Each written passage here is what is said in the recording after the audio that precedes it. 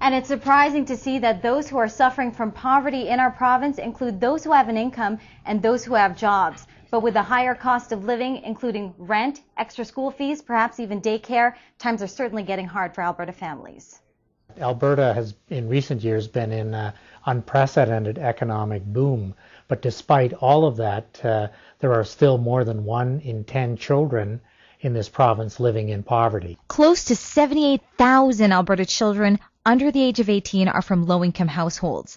This is based on a new report released by the Edmonton Social Planning Council called We Can Do Better. These families can be identified through their parents' annual income. Is an $8.40 minimum wage, realistic because you can work full time at minimum wage and still be living in poverty. If what mom and dad make on a yearly basis fall below the low-income cutoff as posted by Statistics Canada, then the study assumes that a child is living in poverty. That's 1 in 6 children in Edmonton. That's a generation of children that are not going to have the supports and the future that everybody needs in our community. Since the 1990s, Alberta has gone from being one of the least expensive places to live in Canada to one of the most expensive. That means that low-income families are now needing higher wages in order to make ends meet.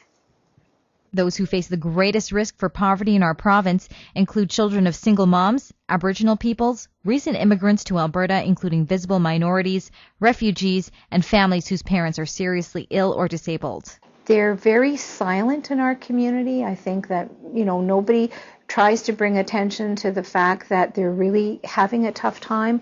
The full report can be found online at edmontonsocialplanning.ca.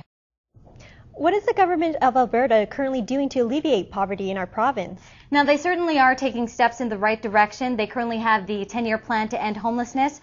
Also, just last September, 3.5% increase was seen in childcare subsidies, and in 2009 they're going to be eliminating health premiums in the province. But despite all of this, still 1 in 10 children in Alberta are living in poverty.